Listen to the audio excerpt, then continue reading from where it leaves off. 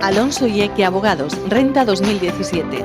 Realizamos confirmación, borrador y declaración de la renta. Reserve su cita en el 956 97 46 74 o en el 620 537 421. Estamos en Paseo del Rebellín 25, segundo B. Alonso y Eque Abogados patrocina La Voz del Faro.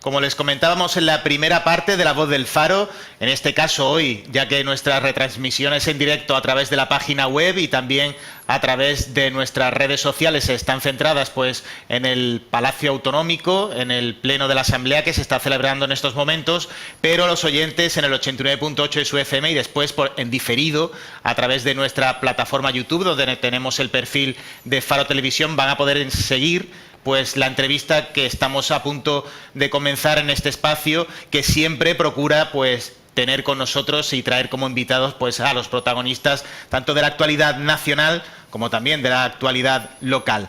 Para ello hoy tenemos como invitado al senador Guillermo Martínez. Muy buenas tardes. Buenas tardes, Juanjo. Senador en las Cortes Generales desde las elecciones de 2016. Con anterioridad ha desempeñado pues distintas responsabilidades en varias consejerías, en los gobiernos de Juan Vivas, y hace una semana aproximadamente, porque tampoco les sabría decir con certeza en qué fecha fue, pues fue nombrado tesorero del Grupo Popular en el Senado. Primero preguntarle, bueno, cómo se siente al recibir, que conozca que los compañeros depositan en usted pues esta responsabilidad, y también saber pues precisamente qué responsabilidad lleva o conlleva ese cargo. Pues sí, buenas tardes, Juanjo.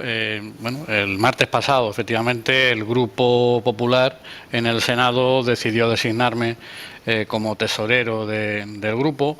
Es un cargo de nueva creación. Anteriormente nunca había existido la figura de tesorero del Grupo Parlamentario Popular, como tampoco existía en el Congreso de los Diputados, y se llevaba directamente desde la sede central del partido en la calle Génova a través de los tesoreros del Partido Popular de ámbito nacional, ¿no?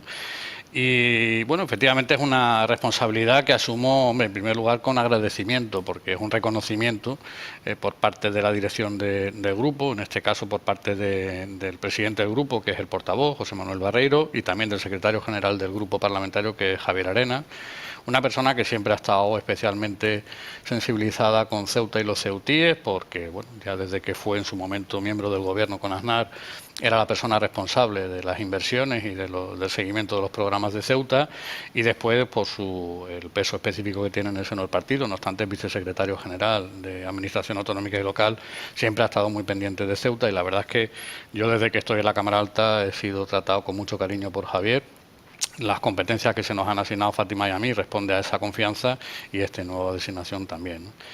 Y respecto a los cometidos concretos del tesorero, pues básicamente son los de controlar las cuentas del Grupo Parlamentario Popular. Son unas cuentas muy transparentes porque se ciñen a la subvención que le corresponde a nuestro partido en función del número de escaños que tenemos en la Cámara, y con esas cuentas pues básicamente se cubren los gastos de funcionamiento del grupo parlamentario, ¿no?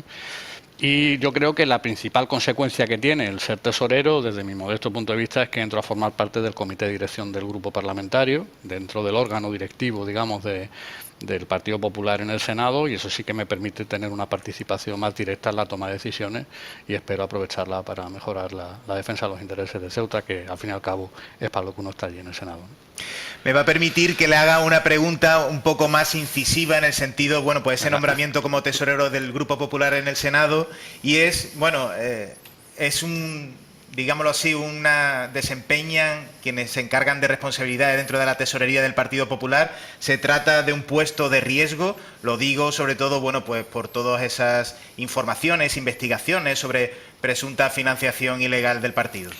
Bueno, yo creo que primero que me puede hacer usted las preguntas que quiera, que yo por supuesto estaré encantado de contestarlas. Y en segundo lugar, hombre, yo creo que el riesgo no está en los puestos sino en las personas, ¿no? Entonces, francamente yo no veo ningún peligro en ser tesorero de ningún grupo parlamentario y entiendo que, bueno, pues sería igual, imagino, que en el Partido Socialista o en cualquier otra formación, ¿no? Insisto, el riesgo no está en la responsabilidad ni en el puesto, sino que la persona sea o no honrada, y yo desde luego pues creo que lo soy a carta cabal, y entonces no tengo ningún problema en asumir nuevas responsabilidades. Cada vez tenemos también pues más presencia, digamos, de Ceuta en distintos órganos en las Cortes Generales, en concreto también, además, aparte de este nuevo cargo que asume desde hace una semana, también forma parte del grupo de control parlamentario conjunto de Europol. Recordamos que Europol, pues para quienes no lo sepan, es ese instrumento de coordinación, de actuaciones e intercambio de información entre los Estados miembros de la Unión Europea, pues en materia como terrorismo, tráfico de drogas, redes de inmigración ilegal, trata de seres humanos, etcétera. Sí, efectivamente, bueno, pues también tengo el honor de ser uno de los representantes del Senado en ese grupo de seguimiento político de Europol, que también se ha creado recientemente, que no existía hasta el año 2017, y bueno, es una responsabilidad más, e indudablemente yo creo que sí, que probablemente los representantes del Senado, o sea, los representantes de Ceuta en las Cortes, pues estamos asumiendo responsabilidades importantes, ¿no? Por ejemplo, mi compañero y amigo Juan Bravo, el diputado de Ceuta en el Congreso, es el portavoz de la Comisión de I+D+I, está haciendo un trabajo magnífico, además, Juan, porque todas las semanas está teniendo reuniones con el sector, está siendo una persona de referencia para los investigadores, para los científicos, está siendo un defensor a ultranza del incremento de la I+D+I en los presupuestos de la Administración General del Estado. Una muestra de ello es que para los próximos presupuestos hay un incremento de más de un 8% en I+D+I, y eso en buena parte es consecuencia del trabajo que está haciendo Juan, de sensibilización del Gobierno. Mi compañera Fátima pues está de vicepresidenta en la Comisión de Igualdad, y allí se ha aprobado el Pacto por la Violencia de Género, donde ella ha tenido también un importante papel, y yo pues al margen de esas responsabilidades que has comentado, pues también estoy en la Comisión de la Unión Europea como viceportavoz y como portavoz en la Comisión de Hacienda en el Senado, con lo cual, bueno, pues yo creo que estamos haciendo un trabajo acorde a la representatividad que creo que Ceuta debe tener en las Cortes. ¿Qué lectura hace, Guillermo, de los presupuestos generales del Estado en clave local? ¿Son suficientes? Yo creo que son unos presupuestos muy buenos para Ceuta, ¿no? Y sobre todo si se consagra la petición que estamos trabajando desde todos los ámbitos en relación con la bonificación al transporte marítimo. Yo creo que son buenos para Ceuta por varias cuestiones. En primer lugar, porque se contemplan las inversiones previstas y requeridas por parte de los ciudadanos. Es cierto que con carácter plurianual y no con la intensidad con la que quizá nos gustaría en cuanto a la dotación efectiva para 2018, pero ahí está la remodelación de la frontera, ahí está el nuevo ambulatorio, la remodelación del ambulatorio del Tarajal, la Nacional 342, está también el inicio del proyecto Puerto Frontera, está el nuevo instituto, el nuevo colegio, en definitiva, los grandes proyectos estratégicos que requieren los ceutíes, creo que de manera legítima. Por otro lado, la financiación de la Ciudad Autónoma de Ceuta también se ve absolutamente colmada, con un ligero incremento en algunas partidas, y además se está trabajando en la posibilidad de tener nuevos incrementos por vía enmienda a lo largo de los presupuestos, pero como mínimo partimos ya de un incremento en el fondo de suficiencia, con lo cual mayor dotación para la Ciudad Autónoma de Ceuta. En tercer lugar, en el ámbito del régimen económico fiscal, por supuesto, se mantienen todas las bonificaciones, pero además se incrementa hasta el 60% la bonificación en el IRPF. Eso es una cuestión ciertamente importante. Quizá explicado en esos términos de porcentaje no parezca que sea relevante, pero va a suponer un incremento en el sueldo neto de todos los trabajadores de Ceuta de en torno a un 3%. Yo creo que eso es algo que se debe valorar, porque adicionalmente a los incrementos que les corresponda por convenio, en el caso de los funcionarios, en base al acuerdo entre el Estado y los sindicatos, va a haber un incremento real en la nómina como consecuencia de ese incremento de la bonificación en el impuesto de la renta. Después también en ese ámbito del RES nos vamos a encontrar con el incremento al 50% de la bonificación en el impuesto del juego, con la intención de atraer empresas de juego online, de las que pudieran estar saliendo de Gibraltar como consecuencia del Brexit, ¿no? Y por último estamos peleando por ese incremento en la bonificación del transporte de pasajeros residentes, tanto en el transporte aéreo como marítimo, hasta el 75%, lo cual sería indudablemente un hito histórico y convertiría los presupuestos 2018 en los mejores presupuestos de la historia de Ceuta.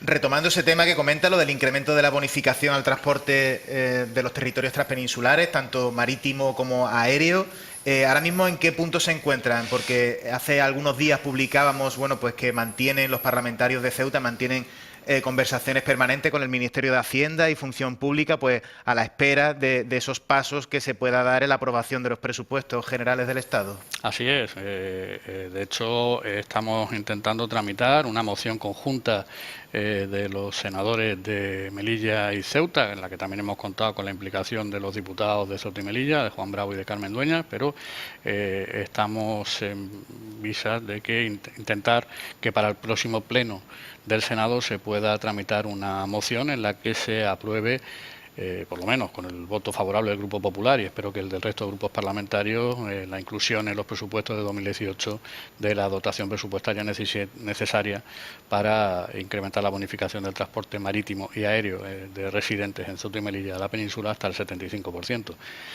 Tenemos en principio buenas vibraciones por parte del Gobierno de España y yo espero y deseo que podamos poner negro sobre blanco esa moción y que además esa moción obviamente también se transforme negro sobre blanco en la ley de presupuestos que espero que se aprueben a lo largo de esta primavera.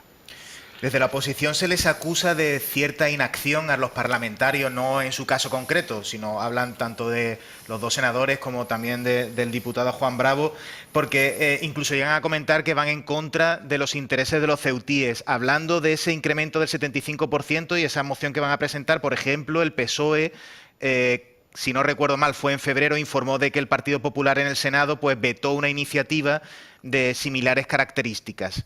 O sea, solicitando ese incremento del 75%. ¿Qué diferencia hay entre esta moción que se va a presentar? No es cierto que se votara en contra. Lo que se votó, se propuso una transaccional que el Partido Socialista votó en contra y era que la ampliación de la bonificación al 75% del transporte aéreo y marítimo para Ceuta, bueno, ellos en realidad no pidieron el marítimo, solamente el aéreo, y lo pedían para Ceuta, Melilla, Canarias y Baleares, y se les olvidó el marítimo. En cualquier caso, lo que dijimos es que era necesario condicionar a la aprobación de los presupuestos del Estado. La moción que nosotros hoy presentamos es que en los presupuestos del Estado se contemple la bonificación del 75%. Y para aprobar esos presupuestos sí que nos gustaría contar en la medida de lo posible con el Partido Socialista, cosa que por el momento parece que no vamos a tener esa satisfacción, ¿no? Pero no es cierto, indudablemente, bueno, no espero de los partidos de la oposición que aplaudan nuestro trabajo porque, bueno, pues sería pedir ya demasiado, ¿no? Pero desde luego por lo menos que no sean, que la crítica que hagan no sea una crítica falaz.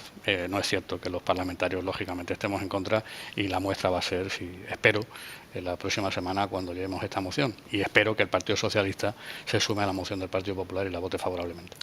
Y esas críticas de eso de, bueno, que están de brazos cruzados los parlamentarios allí en Madrid, no sé cómo... Es absolutamente incierto, ¿no? O sea, nosotros al margen de cumplir con nuestros cometidos como parlamentarios nacionales, que no se debe olvidar que es que formamos parte de una cámara, de cámaras nacionales, ¿no? Las Cortes, y allí se debate todo, desde los presupuestos del Estado, las pensiones, las políticas activas de empleo, el objetivo de déficit, la financiación autonómica y obviamente no todo se puede centrar exclusivamente en Ceuta, pero al margen de que procuramos en la medida posible que Ceuta y Melilla esté muy presente en esos debates de ámbito nacional, llevamos a cabo una serie de trabajos que no se ven porque no se llevan a cabo directamente en la Cámara, que son de intermediación ante los distintos órganos de gobierno para, bueno, intentar sensibilizarles en relación con la necesidad de estar continuamente pendiente de Ceuta y Melilla. La muestra es esta moción. Esta moción no surge porque nos hayamos sentado 4 senadores un día y hayamos escrito en un papelito, oye, vamos a presentar esto en el Senado. Como ustedes comprenderán, eso requiere una negociación previa con el Gobierno de la Nación que se ha llevado a cabo a nivel de ministros, a nivel de secretarios de Estado, a nivel de secretarios generales y a nivel de directores generales, con lo cual, bueno, pues ese trabajo es el que intentamos llevar a cabo no solamente en el ámbito del Ministerio de Hacienda y Transporte, como ha sido el caso, sino que también en otros ámbitos como puede ser el Ministerio de Empleo, el Ministerio de Fomento o el Ministerio de Sanidad. Un tema que es local, pero sí que tiene que ver con las políticas estatales, es la situación de la frontera. Me gustaría recuperar un dato que, bueno, además ha sido consejero de Economía, así que está al tanto perfectamente de cómo funciona la ciudad y cuál es el tejido empresarial, también, bueno, de todo lo relativo a la recaudación por IPSI. Hace unos días publicamos que el Gobierno de la Ciudad Autónoma confirmaba que la bajada de la recaudación del IPSI en este primer trimestre, el primer trimestre del año, en comparación con el mismo del año anterior, pues superaba el 23% esa bajada. Entonces los técnicos lo achacan al comercio transfronterizo porque entienden que las importaciones referidas a las primeras marcas pues nacionales implantadas en Ceuta pues han continuado en ascenso. ¿Cómo se puede, digámoslo así, revertir esta situación y estos datos? Sí, obviamente yo no tengo la información que puedan tener los técnicos porque yo ya no estoy en el ámbito de la Consejería de Hacienda de la Ciudad Autónoma de Ceuta, pero por la información que me han ido transmitiendo sí que bueno, me cuadra bastante, ¿no? Es decir, ha habido una caída importante en la importación de mercancías destinadas al comercio transfronterizo y eso indudablemente tiene un impacto indudable en la recaudación del IPSI importación. Pero también me comentan que simultáneamente las grandes marcas pues no están teniendo una caída o al menos tan importante y tan impactante como la que se ha podido producir en las mercaderías destinadas al comercio transfronterizo, ¿no? Estoy hablando de las franquicias que están ubicadas en el centro de la ciudad y que están manteniendo el tipo en esta cuestión. Indudablemente el diagnóstico no hay que ser muy inteligente para ver cuál es. Es un problema del colapso que se está produciendo o que se lleva produciendo en nuestra frontera desde hace varios meses ya o incluso algún año o dos y que está impactando de manera decidida en ese comercio transfronterizo.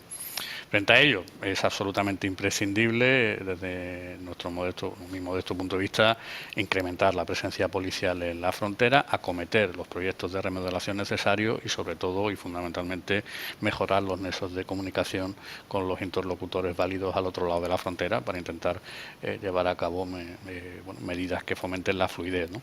El Gobierno yo creo que está trabajando en serio en la reunión que va a celebrarse mañana en la sede de la Vicepresidencia del Gobierno con el Ministro de Hacienda, el Ministro de Interior, el Ministro de Justicia y la Ministra de Sanidad. Yo creo que va a ser determinante para el futuro de nuestra frontera. Yo creo que es una muestra de la sensibilidad que tiene el Gobierno de España con los problemas y el hecho de que en esa reunión estén el Ministro de Interior y el de Hacienda que es el que pone los cuartos y el de Interior que es el que al final tiene que acometer los proyectos y remodelaciones. Yo creo que puede ser determinante para que, bueno, espero, un punto de inflexión en el problema de la frontera del Tarajal. Hay otros asuntos que también preocupan a los ceutíes, como puede ser el hecho del desempleo y, bueno, aparte del desempleo, también, bueno, hemos hablado de las bonificaciones al transporte, que es algo que también nos preocupa, el empleo y la vivienda.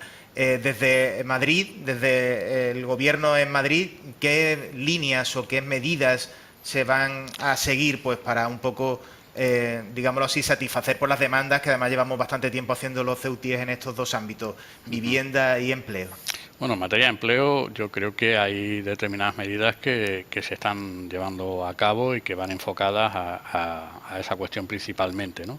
Por un lado, mantener el peso de la administración pública en nuestra ciudad. Más del 60% de nuestro Producto Interior Bruto es directamente administración pública, con lo cual lo mínimo que se puede exigir es que tanto la Ciudad Autónoma de Ceuta como la Administración General del Estado mantengan ese peso, mantengan ese volumen de servicios y de inversión que garantiza una adecuada prestación de empleo en ese ámbito, ¿no? Directamente relacionado con esto que comento, pues el esfuerzo en materia de planes de empleo y en políticas activas de empleo también, aunque se me olvidó referirlo antes, se mantienen los presupuestos del ejercicio 2018 y creo que hay incluso, no recuerdo de memoria, un ligero incremento en la dotación para planes de empleo en nuestra ciudad. En ese ámbito también, medidas para el fomento del desarrollo económico como la que he hecho alusión anteriormente en relación con la bonificación en el juego online o en el impuesto del juego con la intención de atraer empresas vinculadas al juego online. Yo creo que lo que tenemos que hacer entre todos, y ahí bueno, sí que hay una cierta colaboración entre los interlocutores socioeconómicos y el Gobierno de la ciudad, es definir, o estamos trabajando en definir unas bases de desarrollo económico futuro de Ceuta, que insisto, desde mi modesto punto de vista, tienen que pasar, en primer lugar, por garantizar el peso específico de la administración pública. Ceuta tiene que ser presencia de la administración, porque es es lo que tenemos, que si nuestro territorio no permite actividad industrial, no permite actividad agrícola, con lo cual la administración pública tiene que compensar con su presencia real esas carencias en el ámbito del desarrollo económico.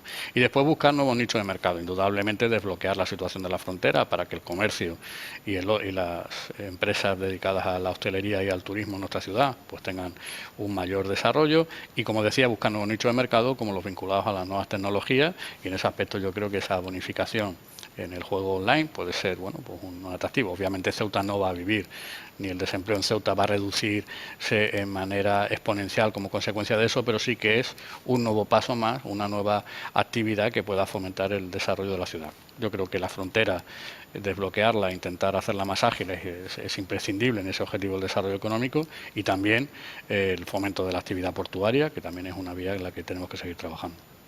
Y en cuanto a vivienda, ¿hay alguna previsto, pues algún fondo, algún presupuesto para destinarlo a la construcción de casas? Recientemente también se ha aprobado un plan de ámbito nacional para el fomento del desarrollo de la vivienda por parte del Ministerio de Vivienda en la comisión sectorial en la que participó nuestro consejero del área, que es Néstor García León, y ahí pues ha dotado fondos específicos para el fomento de políticas de alquiler, ¿no? Yo creo que esa es una buena línea de trabajo, es decir, el de intentar fomentar el alquiler como solución alternativa para el problema de la vivienda en nuestra ciudad. Ha mencionado la reunión que mañana van a mantener los presidentes de las dos ciudades autónomas, tanto de Ceuta como de Melilla, con la vicepresidenta del Gobierno y también con 4 ministros. Existe la sensación en sectores de la sociedad ceutí de, Madrid no nos escuchan. Periódicamente el presidente Vivas acude, se reúne con los máximos representantes de cada una de las carteras, pero parece que nunca llegan a buen puerto esos proyectos que se presentan, o bien son proyectos que se recuperan de legislaturas anteriores y nunca parece que se materializan todas esas promesas. ¿Qué tendría que responder el senador a estas personas, a estos sectores más críticos? Bueno, Madrid nos escucha, obviamente, y además nos escucha, y los presupuestos 2018 son una prueba de que nos escucha. Es cierto que los problemas de este país han hecho que principalmente el problema del intento de independencia de Cataluña ha focalizado la atención de la gran mayoría de los miembros del Consejo de Ministros por razones obvias, ¿no? España se rompía por uno de sus partes más importantes, que es Cataluña, y requería de la máxima atención en todos los ámbitos, en el ámbito de la diplomacia, en el ámbito de la seguridad, en el ámbito de Hacienda, en el ámbito de la administración pública. En definitiva, prácticamente todo el Consejo de Ministros tenía sus ojos puestos porque era lo que realmente nos preocupaba al conjunto de los españoles en Cataluña. Hoy que quizá la tensión sea un poquito menor y la situación, aun teniendo serias dificultades, sea un poco más tranquila, quizá pues efectivamente han revertido los ojos hacia otra parte de España tan importante como Cataluña o más, que es Ceuta y Melilla, que también tiene problemas, ¿no? El hecho de esa reunión que tuvo el presidente Vivas con el presidente Rajoy, yo creo que ha supuesto un punto de inflexión. Además me consta, y esto no lo he dicho públicamente, pero sí lo digo ahora, que se ha estado analizando los consejos de ministros desde la reunión que tuvo el presidente Vivas. Se ha hablado de Ceuta concretamente, hasta donde yo sepa, seguro en 2 áreas, ¿no? Porque me pidieron, de hecho, información para analizar en ese Consejo de Ministros, tanto del Ministerio de Sanidad como del Ministerio de Justicia, e indudablemente esta reunión que se va a producir mañana, coordinada por la vicepresidenta del Gobierno con los ministerios que quizá tengan más que decir sobre los problemas de los ceutíes, pues va a ser también un punto importante para el cumplimiento de los objetivos. Pero obviamente el Gobierno de Mariano Rajoy, como lo fue el Gobierno de Aznar en su momento, sí han mostrado una sensibilidad, y nada más que hay que darle, como digo, una vuelta a los presupuestos para ver la cantidad de cosas que se llevan a cabo y que se van a llevar a cabo en nuestra ciudad, y que indudablemente ha sido siempre una sensibilidad mayor de la que ha habido los gobiernos del Partido Socialista con Ceuta. Eso es una realidad que solamente se puede, que no se puede cuestionar, porque los datos que aparecen en los presupuestos y la realidad de los proyectos son obvios, ¿no? ¿Está seguro al tanto de la presión migratoria que se da en el puerto de Ceuta, de los menores extranjeros no acompañados, pero también de adultos? Hay distintas ONG que, bueno, por lo que abogan es por un reparto equitativo, al igual que distintos partidos políticos de la oposición, que abogan por un reparto equitativo entre las distintas autonomías, pues, de estos menores. Hablamos en este caso de los menores, no de los adultos. Bueno, ¿qué postura mantiene el Grupo Popular al respecto? Bueno, el tema de los menores es un tema indudablemente de difícil gestión, ¿no? Es de difícil gestión porque bueno, hay intereses, voy a decir, jurídicos casi antagónicos, ¿no? Que son la protección de los derechos legítimos de los menores con, bueno, pues la seguridad, ¿no? Y con el imperio de la ley. Claro, los derechos legítimos de los menores están asumidos en el ordenamiento jurídico español porque somos un Estado social y democrático de derecho, porque tenemos suscritos todos los convenios habidos y por haber en el ámbito del derecho internacional en cuanto a la protección de menores, y porque además creo que debe ser así. España debe ser, como es, un referente en materia de protección de derechos de los individuos y también, por supuesto, de los menores. Estas normas no están pensadas, obviamente, en la casuística concreta de los menores extranjeros no acompañados, sino del menor desamparado en general. Y mientras no se demuestre que estos menores no tienen familia, pues indudablemente estamos hablando de menores desamparados. El esfuerzo se tiene que focalizar en intentar demostrar que donde mejor están los menores es con su familia y en encontrar a sus familias de origen en Marruecos, porque obviamente nadie puede cuestionar que una persona donde mejor se puede encontrar un menor, donde mejor se puede encontrar es en su entorno familiar. Y ahí es donde tenemos que intentar focalizar la cuestión, ¿no? Yo creo que estos pasos que se están dando por parte de las administraciones públicas en cuanto a la búsqueda de convenios con ONGs que pudieran localizar a las familias, intentar hacerles ver que indudablemente más amparados y más protegidos que en su casa no van a estar en ningún sitio, es la línea de trabajo.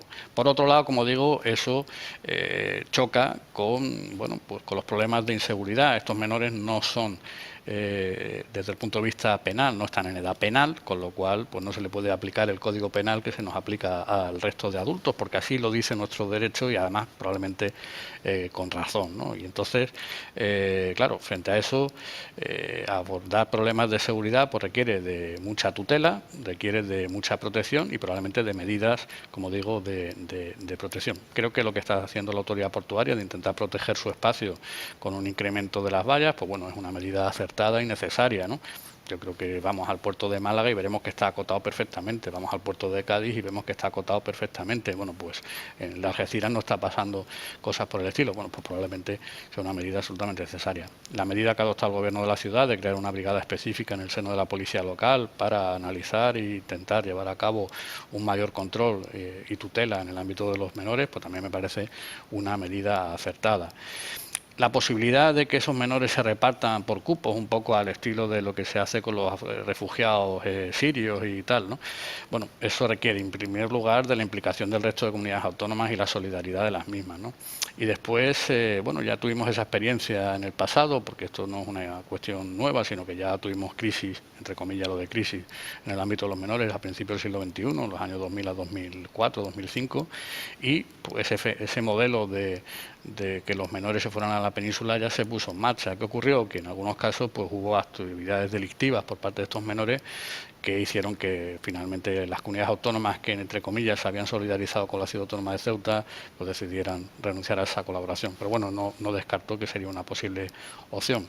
También, ojo, cuidado con el efecto llamada que pudiera tener una medida de estas características, porque a lo mejor lo que haríamos sería atraer a un mayor número de menores sabiendo que su futuro puede estar en Cataluña, puede estar en Madrid o en el País Vasco, ¿no? Pero, en fin, es una cuestión que se debería meditar por los órganos competentes. Antes de despedirnos, porque a la 1:20 tenemos que finalizar este espacio de la entrevista, voy a plantearle dos cuestiones, una en clave nacional y otra en clave local. En clave nacional, los medios de comunicación estatales pues publican los sondeos de intención de voto y demás. ¿Qué le está pasando factura al Partido Popular para que, por ejemplo, estudios como encuesta como la de Metroscopia, que claro, ya sabemos que cada empresa pues bueno realiza, digámoslo así, en función de una serie de variables pues sus estudios, pero ¿qué es lo que le está pasando factura al Partido Popular para que sondeos como el de Metroscopia, que fue recientemente publicada por los medios de comunicación, un medio de comunicación estatal, pues den que está perdiendo, está perdiendo en intención de voto? Bueno, yo creo que las encuestas son encuestas, ¿no? La auténtica encuesta indudablemente será la de las urnas y esa se producirá pues cuando acaben las legislaturas que ahora mismo están en curso, tanto a nivel nacional como a nivel autonómico como a nivel local.